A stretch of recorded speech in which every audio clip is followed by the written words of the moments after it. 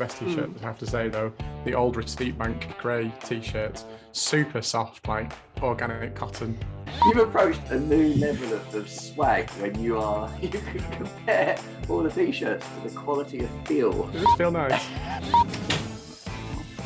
Have you not put a little red light above the door yet? Like bloody Piccadilly Circus. So Yeah, it's a win for us, that is. First guest ever who's listened to the podcast. Yeah, exactly. If you haven't rated us, we're binning you off straight away. As long as the free dinner, John's up for it. Hello, and welcome to another episode of Digitals in a Cruel World. I'm very excited about this episode. We've got a guest on this week that what we do with him, John and I, are quite passionate about, especially about new tech. But before I bring him in, I want to see how you're doing, John. What have you been up to the last couple of weeks, mate? Good, thanks. I have had, busy couple of weeks. My diary seems to have been full of calls with app partners and going to events with apps. So yeah, I've been to Silverfin lunch a couple of weeks ago, which was really good, really interesting. Had a quick catch up with the Dex guys yesterday, and had lots of calls with potential new apps. And the guys from It Settled and Swoop have been all over us since we mentioned them on the pod a couple of weeks ago. So that's also been quite good. Yeah, busy with calls, busy catching up with clients and trying to get under the out from underneath the rock that I've been hiding under for the last few months. It's always good to know that this podcast creates even more work for you, John. And we have Indy. How have you been as well, Indy? Good.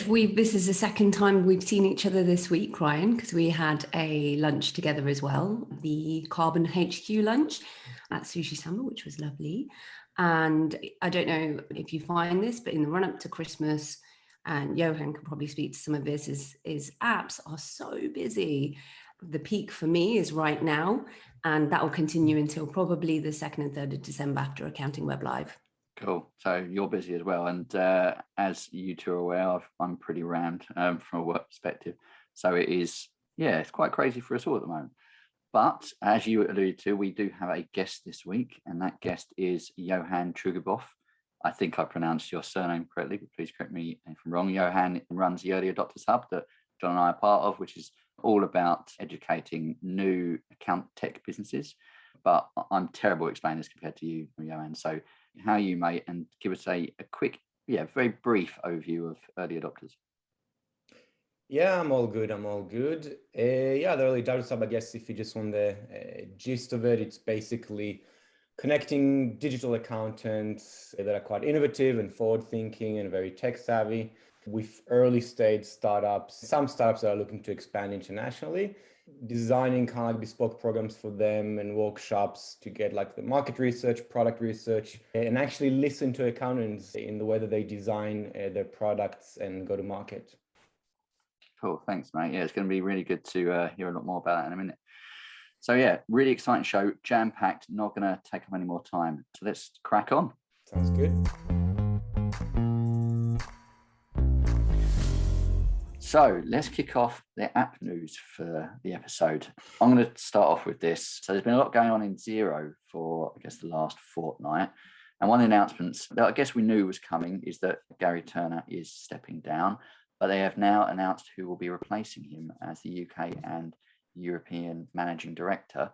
And that will be Alex von Schirmeister from the 1st of January 2022. Now, Alex, prior to coming into this role, headed up the European side of SumUp and has also worked on eBay. So he's got lots of experience in the space, and it'll be really interesting to see what his take will be coming into the Xero role. But I believe there's other things going on as well. Yeah, I've got something on the Xero finances because they just released their accounts last week, I think it was. So they were showing for the half year to September a 6 million New Zealand dollar loss, which compares to a 34 mil profit in the prior year, and an EBITDA had dropped also from about 121 mil to 98 mil in New Zealand dollars.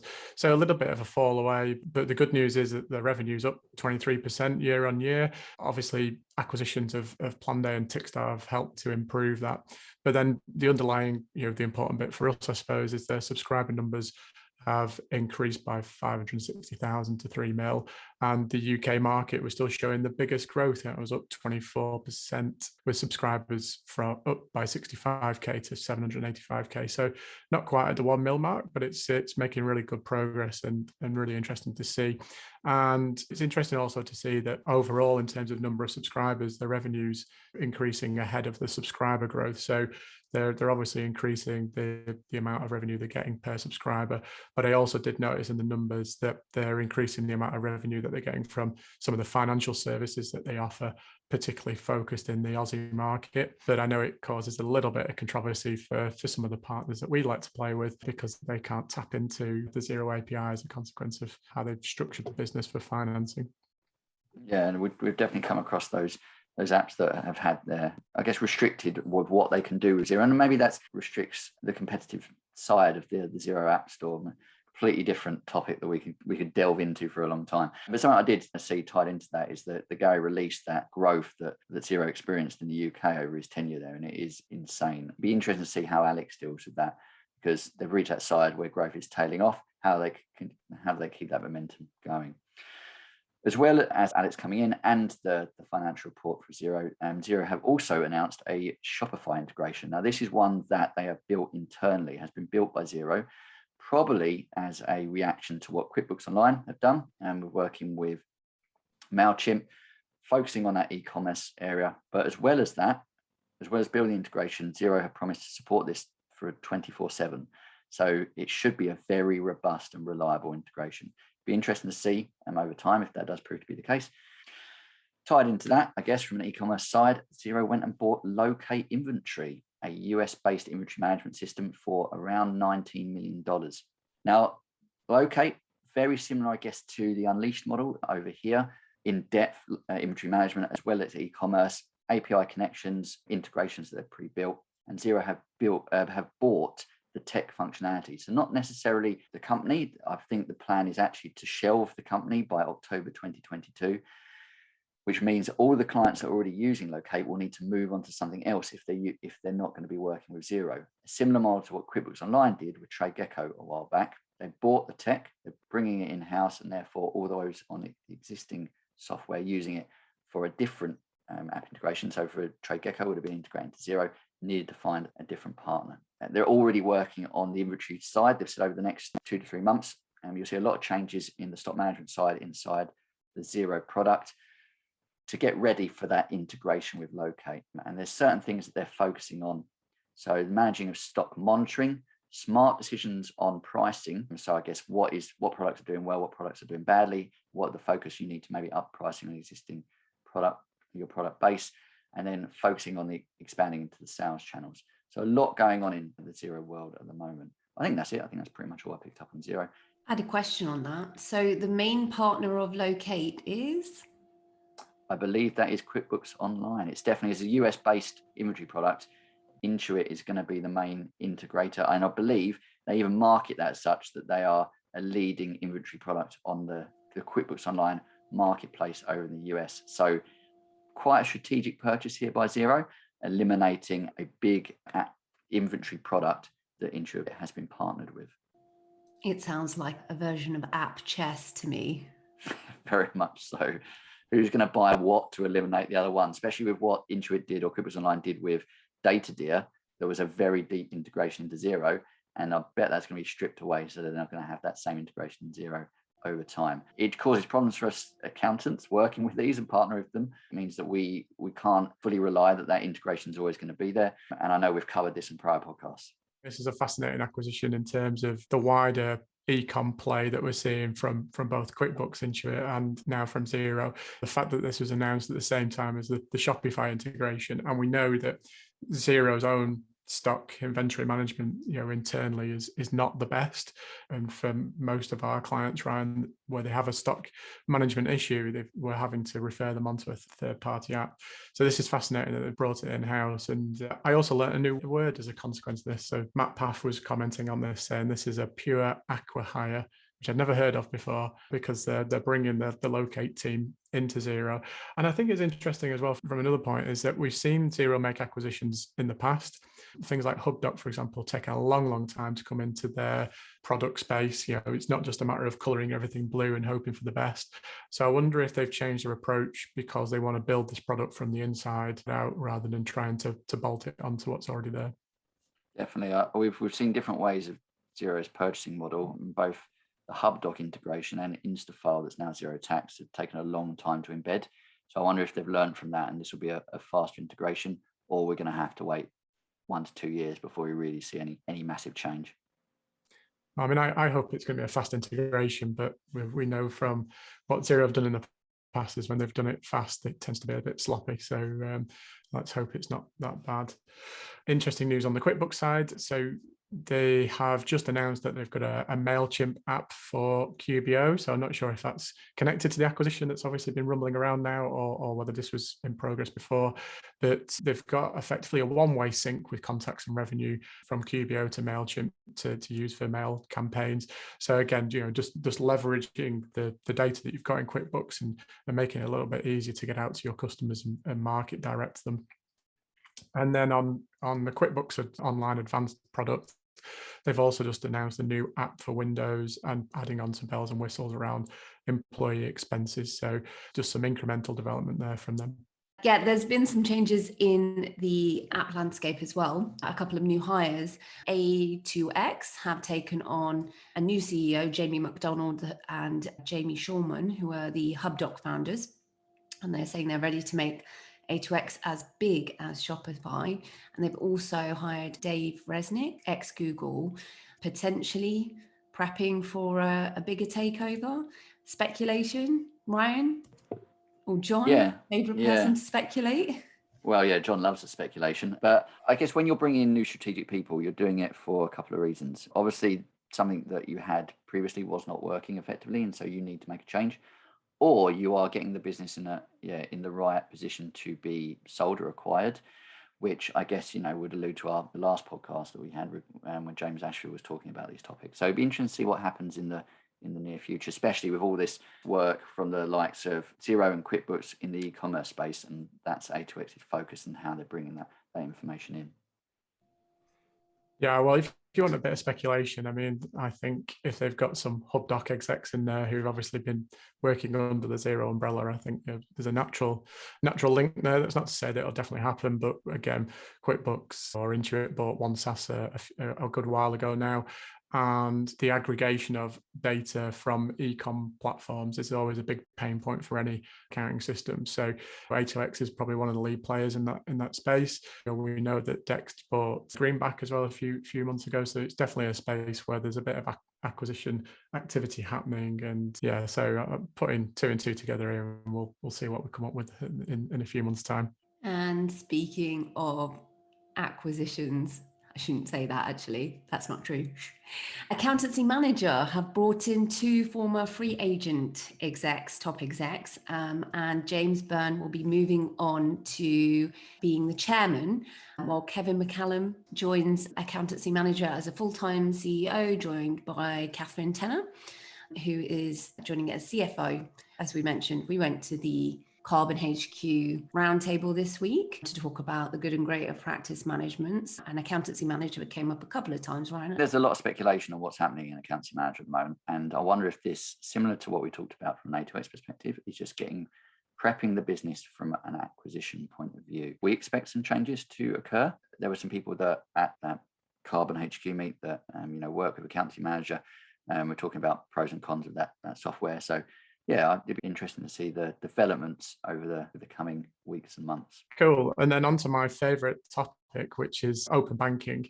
We've seen that MasterCard have just bought an app called Aya. I'm not quite sure how you say that. It's AIIA. So they're a European-based open banking platform building some really good quality APIs to enable connection into banks and payment services, predominantly sort of based in the UK and Poland, but really interesting because obviously we saw that Visa acquired Tink, which is another open open banking platform and aggregator a good few months ago. So clearly this is another space where there's a bit of acquisitive moves happening, and the big players, merchant services businesses, are clearly taking a bit of notice now and realize this is the way to move forward. Also on the open banking side, we've had Untied, which is an app that focuses on UK personal tax, making that process a lot easier.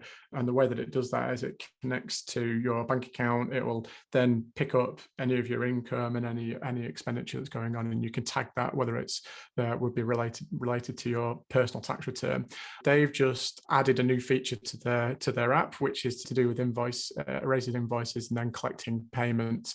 So I think this is an interesting move, because clearly we've got making tax digital for personal tax coming down the track. Obviously it's been delayed, and we mentioned that on a previous pod, but it's still coming. And so interesting play by Untied. And I know that there's a few other apps that are sort of focusing in on personal tax for landlords and for those who would be caught by the new MTD for income tax rules. So it's going to be a frenzy of activity over the next few months. And then one other little bit on open banking. So we mentioned, I think, on a previous pod that we were expecting variable payments between bank accounts to be enabled through the open banking platforms. This is effectively a feature that's really only available to corporate businesses, where you can set up an automated transfer between bank accounts such that you can move a pool of money around, and really handy for businesses that are borrowing, because it means that you can offset spare cash on a daily basis to reduce your interest costs and obviously the ongoing costs of borrowing. That was supposed to launch in January, but it was just announced that none of the banks are particularly ready for that, and which isn't unsurprising, because there was huge pushback from them, because this is going to lose the revenue in the longer term. But basically the open banking implementation guys have said that it must be ready by July next year, and that all of the banks affected have got to set out their plans in detail from January and then provide monthly updates. So I think this is something that would be really exciting to see when it comes through. There's massive opportunity for both consumers and for businesses, as I said, to make use of this technology when it's enabled, but clearly a bit of a delay, which is frustrating. Yeah, I don't think this is unprecedented, considering the main open banking launch got delayed in the first place. But we're seeing, as we keep having news every podcast on this, the open banking infrastructure has enabled so much more opportunity and development in the app market space, with automation and reducing costs.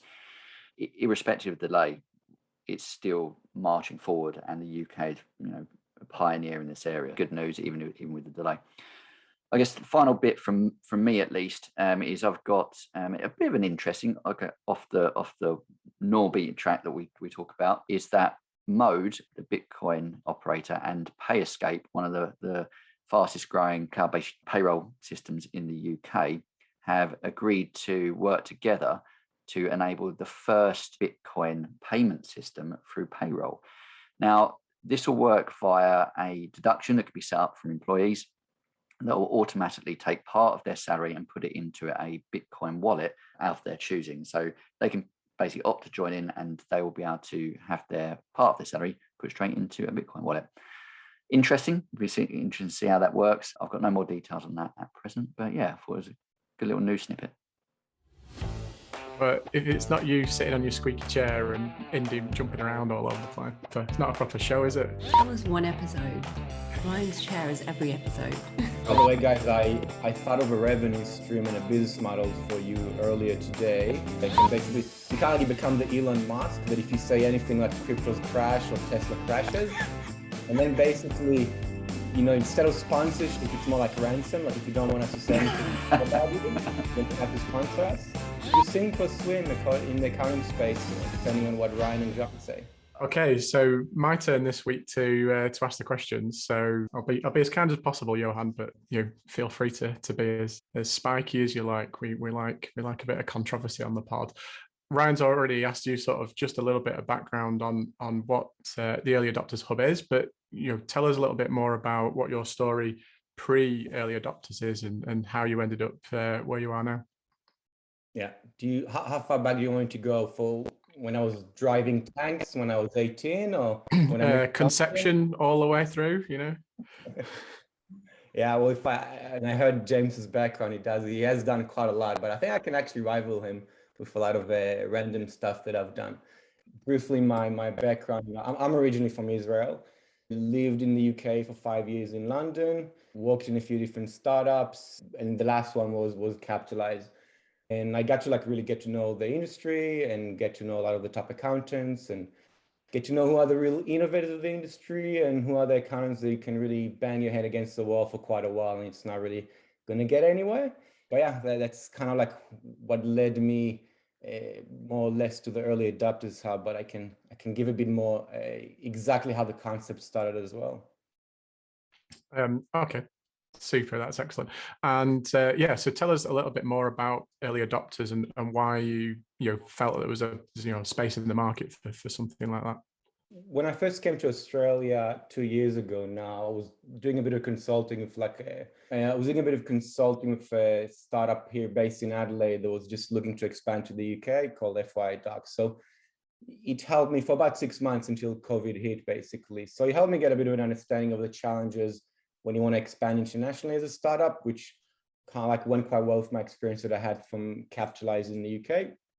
I also kind of like joined a bit as a part-time co-founder, another Israeli guy that I met in Sydney that was just launching a new startup, and I joined him as a part-time co-founder, which became full-time because of COVID, to kind of like help him do the market research, get our first early adopters, and kind of like help shape the marketing, the customer acquisition, and all of that. So I kind of learned very quickly that your early adopters, the first really potential users you're talking to, they're like super crucial and they're super important. Like, I like to say they're really worth their weight in gold. But how you find them is very, very difficult, especially if you don't know the industry and you're outside. It's very hard to tell, especially in the accounting space. Are you talking to the innovators that you want to help shape your product? Are you talking to some laggards that have nothing better to do with their day than talk to you, a random app that's got a cool idea? I started the Early Adopters Hub kind of like to solve more of the problems for the startups of launching a new product. I thought that can be a pain point that I really felt, and I thought that can offer a lot of value. And it made sense to go back to the accounting vertical where I had the UK network and I knew a lot of the accountants. I didn't think I'm solving a problem for accountants to begin with. I thought I'll get accountants involved, creating a new cool gang of accountants. It's a bit more exclusive and half secret under the radar. But I didn't think I'm really solving a big problem for accountants. But I kind of like realized when I was doing the research initially, that a lot of accountants of the innovators and early adopters, they're a little bit tired of a lot of apps coming to the market, really over-promising, selling the dream, saying the product is here when in fact it's the marketing that's there and the product is way behind. I kind of realized there's more and more frustration than what I thought on the accounting side from the people that already work with startups, already provide feedback, already tend to do it for free. So yeah, so that was kind of like something that was quite interesting. And that's what got me to kind of like get started with the Early Adopters Hub, which now I have 28 accountants in the UK for a bit of a range of different firms. There's you guys like the cloud innovation tech people for mid-tier firms. There's like people on the smaller end, all types of different firms, different client bases, different way to operate. I'm just got a new co-founder, Jack, that's joined me last week, and he's starting to build the Australian side. So now we've got 11 Australian accountants, which I'm quite excited about because there's some really cool, interesting accountants. We even have two guests of honor, a Canadian one, Rachel, and one in Singapore as well. So trying to also bring a bit of that international diversity into the group as well. Excellent. And I suppose you sort of said obviously that you're trying to attract accountants to join the hub. Two questions on that, hopefully relatively brief. One is, how do you go about identifying those accountants that are appropriate to join the hub, and two, what's in it for the accountants that do join the hub in terms of what they get out of the being part of this? Yeah, well, the latter part, maybe you can actually answer better than me, since you're an accountant involved. I think early on, it wasn't very clear. And I think people were kind of like raising their eyebrows. So you're going to get early stage startups that are sometimes bootstrapped to pay you money, which a lot of people think is impossible. And you're going to get accountants to give you time for free, and you're going to make money out of it. So a lot of people question that concept. But I think now, getting close to a year and a half later, I've kind of like proven that on the startup side, it offers so much value, and it's really hard to do this the right way because there's different ways you can go to market and you can do the research and everything, but there's a lot of ways you can get it wrong and you don't even always know it. You can easily create a little echo chamber around you of people telling you what you want to hear. And, not a lot of people like to tell a new founder that's just, left his corporate job and put his house in line. Actually, no, this feature is pretty crap. And actually this basic assumption of what's our pain point or our client's pain point, you're way off. A lot of people don't really like to say that.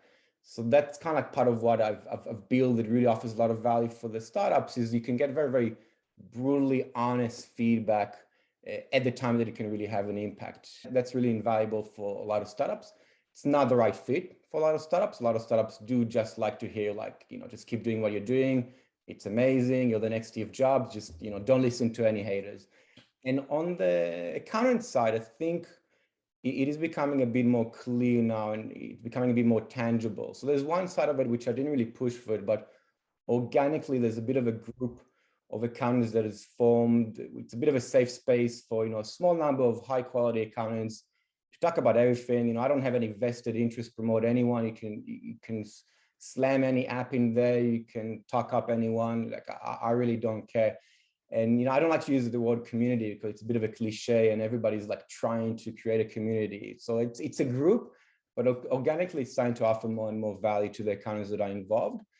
And I think another interesting thing is that the involvement with the startups, because this is really kind of cutting away all the fluff, all the bullshit, all the marketing and sales, the workshops itself, especially the market research that focus on the pain points and the problems of accountants and the clients, you really go deep into issues. And especially in the previous code that I've done, I realized a lot of accountants in the day-to-day, you don't have time to kind of stop and talk for an hour about your pain points and hear what other top accountants are saying and what's their process and how they approach it. There's actually a lot of value in just being involved with that. But now, more than a year later on, the tangible benefits are also starting to be a bit more clear. If you're involved with a startup early on, you're helping shape the product. You chose to be involved. There's no pressure for any accountant to be involved with any startup. It means it's solving a potential big problem for you or your clients. And being involved in shaping that, there's a huge upside. And then you get the lifetime discounts and benefits like that, which you're not going to get anywhere else. You touched on something just earlier on, mentioned the word laggards. And when you did sort of that mini rebrand and relaunch of early adopters, I think Carl Reeder sort of called you out and sort of said, oh, great idea, Yohan, but what about engaging with the laggards? Because the guys who are always at the front of the queue in terms of, being early adopters and really engage with tech are not really the market that the apps need to get into. So what's your kind of response to that? Well, actually, the Accounting Web article I just did gave me a good glimpse of a little bit what the laggards think, which usually I don't get that insight. So that was quite useful. I think, first of all, it's a fair point like what Carl said. I personally take the approach, if you're designing a product in the accounting space and you want to be relevant, not in 2-3 years, but in 5-10 years, you need to be talking to the innovators in shaping your product. It doesn't mean that there's no opportunities for apps that target the mass market and the laggards. But I personally, don't want to deal with that. When I was a Capitalized, I had to talk to every accountant as much as possible. I couldn't pick and choose who I want to work with. With the Early Adopters Hub, I can be a lot more picky and making sure that I'm talking to the people that it's the right fit. And, and as far as the value for the accountants being involved in the Early Adopters Hub, a lot of accountants are not going to get value. If they're not passionate about tech, if they don't want to be ahead of the curve and really help shape product, there's no value and they'll quickly drop off. So you could design your products with the laggards. A lot of startups do that and they don't even realize it because they, early on, beggars can be choosers. So any account will talk to them, they'll talk to them. And I've heard that from a lot of startups going through the Early Adopters Hub that are outsiders to the industry. They say afterwards, wow, I didn't even realize I'm talking to old school traditional accountants until I talked to the innovators of the industry and I realized I'm talking to the right people. And one last thing on that, I think the way I see it, you've got 3 options with everything that's happening with tech in the accounting space. You can ignore it and bury your head in the sand. Think it's, trends come and go, this is going to disappear. Then, you can really leverage the tech to kind of streamline your compliance work, become more, improve your profit margins, get more clients on board if you want, and actually talk to your clients less and do less with them. And then you've got the third option of actually leveraging the tech so you can streamline the compliance work and automate as much as possible so you can actually focus on talking to your clients more, offering more value, kind of like reinventing a little bit the business model of what an accountant can do. And that's the type of accountants that I work with. Now, in the accounting web article, I didn't want to really point any direction that I think is in the future is not going to be a good option. But I think for the people listening to this, it's a bit safer to say that I think option one, if you zoom out and you look at historically at tech disruption, it's not a viable option. It might not be immediate. Sometimes things do take longer. I think a lot of people 10 years ago said the cloud is going to change everything. And by now, those people are going to be out of business, and they're not. They're still here. There's still plenty of businesses and clients. All they want is cheap compliance, and they don't want to talk to the accountant more than once a year if they have to. But in the long term, it's just like you won't be able to compete with those other two types of accountants. That's my personal opinion. There's an element of contradiction, I think, isn't there, in terms of the app partners, they're not just focused solely on producing a product that's there for the early adopters. They want to get to mass market because that's how they scale, how they grow, etc. One other question that I have linked to that is, do laggards, in terms of their practices, in terms of being able to engage and adopt technology, do they have different pain points to maybe some of the accountants that you're talking to? And I realize in the context of this, mid-tier firms are slightly different, where Ryan and I sit, compared to the smaller firms, which tend to be a bit more agile and able to take on tech at earlier stages. So what are your thoughts on that, Yohan? They do have different pain points, and I think that's also, I've heard that from startups before, like, when they first come to me and they talk to some accountants and they realize, actually, yeah, we are talking to the laggards. They'll see a new competitor to, like, Receipt Bank, like Dext or HubDoc, and they're going to tell them, like, wow, this solution is amazing. But those people have actually never seen Dext or HubDoc or any of the other solutions. So like, oh, wow, this is solving so many pain points for me. And you might feel like, oh, okay, I'm building something that accountants just haven't seen before, and get their feedback on how to shape the product. But then those laggards are going to retire or be outcompeted at some point. And then you get to the other accountants in the market and they're like, okay, well, we've seen this, 3, 4, 5 years ago. The accounting market is a bit unique as an industry when you compare it to other industries. I think if you look at that adoption curve of innovators, early adopters, early majority, late majority, laggards, for the most part, you're actually never going to get to the late majority and the laggards. They're probably going to retire before they decide to change and adopt new tech. So I think in many ways in the accounting space, the mass market is a little bit of an illusion. And I can rely on this argument on some bigger and more important and knowledgeable people than me, like Will Farnell, that said for a lot of apps, if you kind of like get to that early majority and you start to get a bit stuck, instead of keeping pushing and trying to get the mass market, you're better off going to a different market. You're better to expand from the UK to Australia, New Zealand, Canada, Singapore, South Africa, especially those markets are quite well connected. If you're really trying to target the mass market, there's opportunities there in the short term. If that's what you want, if you're not building a startup and try and do an exit in like 3-5 years, which statistically on average is not very feasible, and maybe James Ashford is a bit of an exception to that. If you're trying to build something more long-term, you're really going to struggle if you're starting to try and target the mass market. My other question, and then we'll move on and we'll sort of change the conversation a bit, is the accountants channel always the best way to market for apps? And well, the simple answer is no. It's definitely not always the best route to market. And sometimes I tell the startups that I work with, if the conclusion of your program is that you shouldn't waste your time building an accounting channel, that's as far as I'm concerned, you got the value that you needed, because it's going to be a waste of time. I always say, quite honestly, accountants is like kind of like a double-edged sword as a channel. It can really accelerate your growth if you do it right. It can really slow you down if you do it wrong. I mean, basically, you need to be patient with accountants. Accountants can be slow. What's the number one reason why apps actually trying to tap into accountants? At the end of the day, it's the trust. It's the trust that they have from the clients. And accountants work very hard to gain that trust and maintain it. So if you're a new app coming to the market, they're like, oh, awesome, accountants, we'll just get them on board and they're just going to sell it to all their clients. But, an accountant is not going to risk the trust they've developed so hard with their clients by, just passing you on to them. So it can take time until they feel comfortable. Super. Let's move on then. As you said, you're now based in Australia and increasingly getting more Australian accountants on board. So what can we learn from Australian firms that's maybe different from the UK market? It's interesting because I get to know more and more about the Australian side in the past year. One thing is there's always that debate about accountants in the UK ahead when it comes to tech, or Australian ones. It usually depends where your interests lie, then you'll say who the winner is.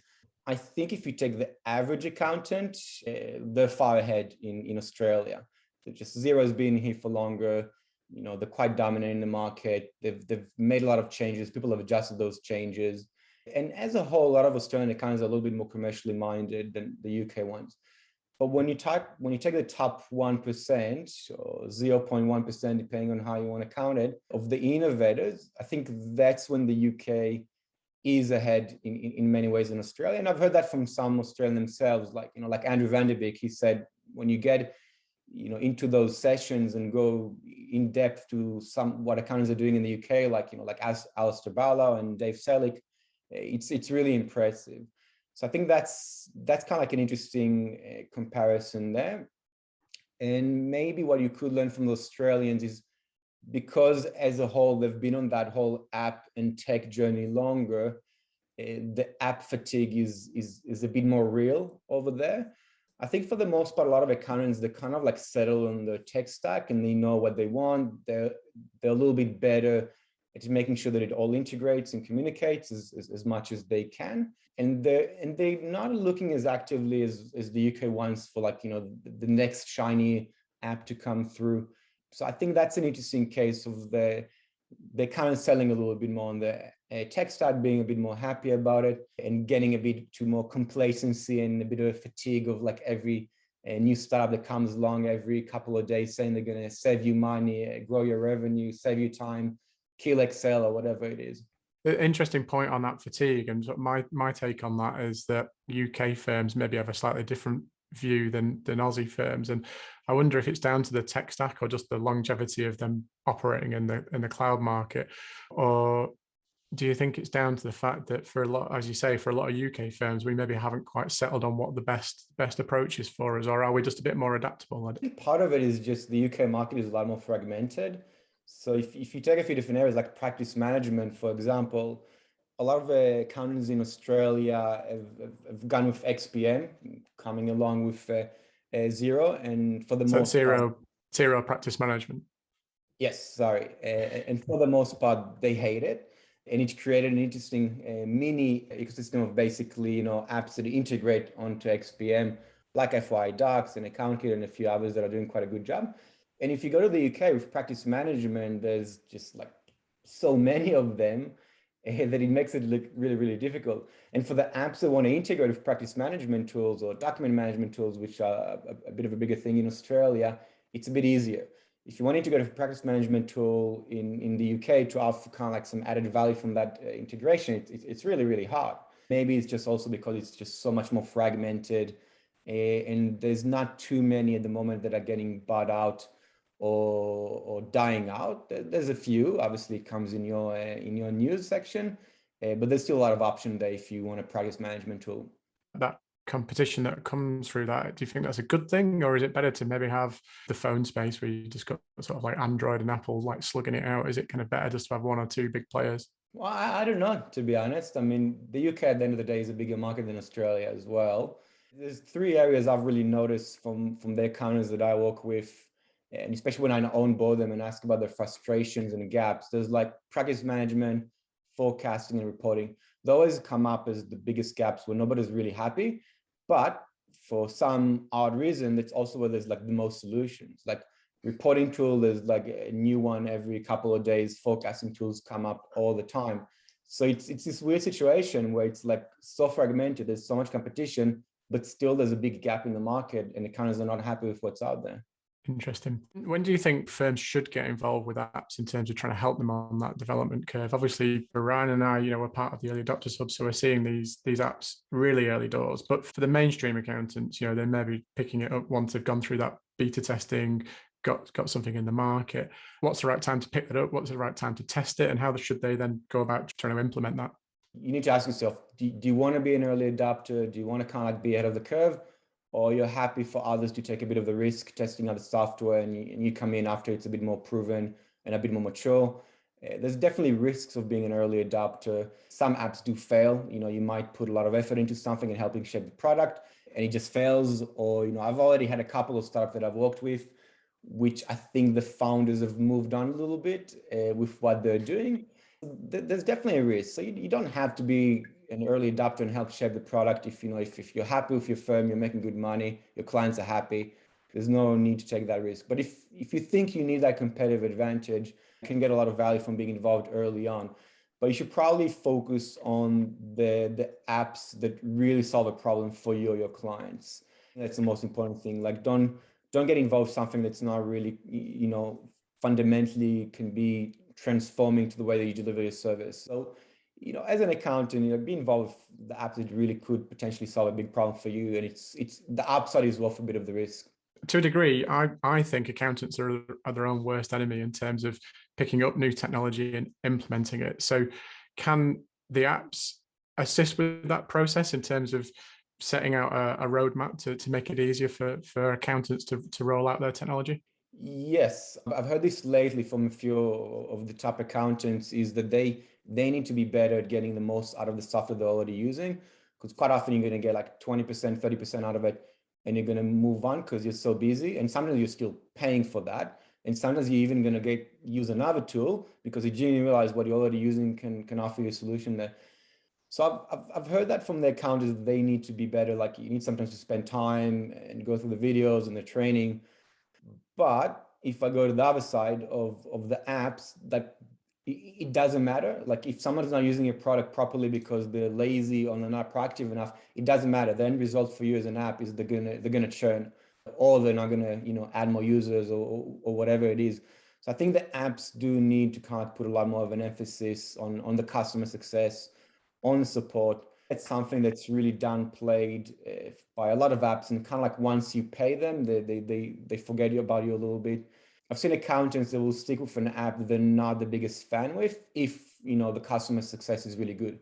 If someone will kind of like ask them like, are you getting 100% value out of what we're offering you? If you're not, okay, let me help you get like more value out of it. So they're on their side. They're not even trying to upsell or anything. They're just trying to make sure the accountant is getting 100% value out of that app. So it's a bit both ways, but I think at the end of the day, it's mostly up to the apps to make sure that they put some resources into it. Product development and customer success is always something I'm a big fan of. Yeah, and you mentioned accountants should invest a bit more time, but I mean, I don't know any accountant, particularly over the last sort of 18 months, 2 years, who's had any time to consider apps and implementation. So that's a big challenge. Just one other thing on the early adopters hub. So yeah, I think you sort of very briefly touched on this before, but you have turned down apps in the past, and what's the reason that either you're turning down apps for the early adopters hub, or maybe some other apps aren't feeling that it's the right place for them? The number one reason is that they want to sell. They want to sell to their accountants. They think like, okay, you've got a cool group of accountants that are very visible, win lots of awards, do lots of webinars. We definitely want to get them on board. So they tell me like, no, we want to do research. We want to listen to what they have to say, but what they actually want to do is just, they want to sell to those accountants, and they want them to become the champion, whether it's genuine or not, they don't really care too much. But once I start getting them through my vetting process and start asking them a lot of hard questions, and obviously I'm trying to kind of like shield the accountants away from the apps that don't want to listen, and they're just trying to blindly sell. It's a problem that you guys experience. It's a startup will see a meaty firm, they'll be like, oh, nice, thousands of clients. They're going to start drooling as soon as you pick up the phone or return their email. But they don't realize like, okay, well, we've got thousands of clients, but how many are actually relevant? How many are actually the right industry? How many actually have the right process to benefit from this product? How many are on the cloud? There's so much more to it. So sometimes, people, startups think, okay, these people are, super tech and forward thinking, but there's a lot more nuances into it to actually make sure that the right fit. So yeah, back to your question, usually that's the number one reason why I don't even turn them down. They just kind of like live on their own because they realize it's not going to be an easy way to sell. So I just had this debate with my new co-founder, Jack. Like there's a lot of good, decent apps out there that, I talk to and they don't move forward. And I'm kind of like, am I missing an opportunity? And, it would still be valuable to introduce them to the accountants. But at the moment, what's worked well for me is to be quite selective with the startups that I work with and making sure that the ones that get across the line to actually be presented to the accountants are the ones that are open-minded. They can put their ego aside. They generally want to build a good product, and they're passionate about solving a problem and solving pain points. And you can get quite far as a startup without listening to your users and without having a very good product, and you can raise a lot of money, but it doesn't necessarily mean that in the long term it's not going to come back and bite you at some point. Basically, a big mistake a lot of startups do is they haven't really achieved product market fit. They think they have, or they want to make themselves believe that they have, and they want to make the investors think that they have, but they haven't. So then they start raising money, which is not hard. Raising money is so celebrated as like the ultimate sign of success for a startup. But what does it really mean? It means you manage to convince a few people that have never worked in a startup to give you other people's money. Honestly, it doesn't really mean much. It means something, but not that much. And there's plenty of famous cases of startups getting to Series A, B, C, X, Y, Z, and then exploding in a big cloud of smoke that there was nothing really there. Yeah, so I think it's something to be a bit careful about. Maybe good to finish on that. Yohan, so what else do you think that apps need to consider before going to market? I think there's just a couple of interesting points on what should apps consider when they're starting out. Like they should consider, are they actually solving a problem? Because I think that's one of the biggest problems in this space is that a lot of startups going to market, they're not really solving a problem. They've got a cool idea, a cool opportunity, but it's not really a problem. And I think also something they need to consider is a lot of startups go to market, they try, well, not go to market, like really in the early stages, they try to address as big as a market possible when they get started. And that's also, there's pressure sometimes for the investors. They want to see a big addressable market. So they're like, let's try to sell this to as many people as possible instead of building somewhere very, very good for a smaller niche. Start slow. Until you got to product market fit, take your time, do your research, making sure that you really understand your target audience, your ideal early adopter, you really understand the problem, not just on the surface, but really what's deep behind that problem. Once you feel like you've got a good understanding of that and you've achieved product market fit, then go fast. Then throw all the money that you've raised from other people and put it into marketing and sales, and you're going to do well. But I think a lot of startups make a mistake when they think they have to go as fast as possible from day one and just sell. That was excellent, Yohan, and thank you very much for your insights. It was really interesting to hear a bit more about early adopters, the challenges that the apps and accountants are facing, and also some of the differences between different markets. So thank you very much. Yeah, my pleasure. And that brings us to the end of another podcast. So firstly, thank you, Yohan, for a very insightful interview with John. Just for our listeners, if anyone wants to get in contact with you or learn more about the Early Adopters Hub, how do they go about that? If they want to get in touch regarding the Early Adopters Hub, then feel free to go to the website and have a bit of a look to see what the value is for startups and the pricing, and what's the value for accountants. And if you want to reach out to me just on LinkedIn, I'm always happy to connect on LinkedIn as long as you don't tell me I would like to join your professional network. Other than that, feel free to message me and I'll be happy to chat. That sounds good. I should probably add that disclaimer as well. And John, how do people get hold of you, mate? So pretty much the same as Yohan. Easiest way to get hold of me is on LinkedIn. Send me a nice message and I'm more likely to accept them. And don't be a recruiter because I'm not interested. And yourself, Indy? If you are one of the kind people that listens to the podcast, like Yohan Gori, who left a really nice message on LinkedIn this week, informing all of the other accountants in the industry about how good the podcast is, and posted on LinkedIn and left us a nice review, then I will most certainly be in touch with you. So that's probably the easiest way. Thanks, Indy. I think that's a very good point. We're starting to get some really good feedback. We've got 5 out of 5 stars on Apple Podcasts and Podchaser, and we are getting some reviews. So we've had a review from the London Entrepreneur, and then from which I assume is Yohan Gori. We've got It's brilliant to have a UK version of the brilliant Cloud Accounting podcast, which is based over in the US, which he loves. Very conversational and informative, and new regular listen. So yeah, if you love this podcast, please share it with anyone else in your space. Please follow us on LinkedIn, which is Digitals in Accrual World, or on Twitter, which is DTI Accrual World. So at DTI Accrual World. And if you are an app, please reach out to us if you are interested in featuring either as a guest or sponsoring a future podcast. We'll be presenting some information on that in the near future. If you want to get hold of me, best thing is LinkedIn, Ryan Piercy, or on Twitter, Ryan N. Piercy. Otherwise, I look forward to hopefully speaking to you soon and releasing our next podcast in the near future. Thanks all.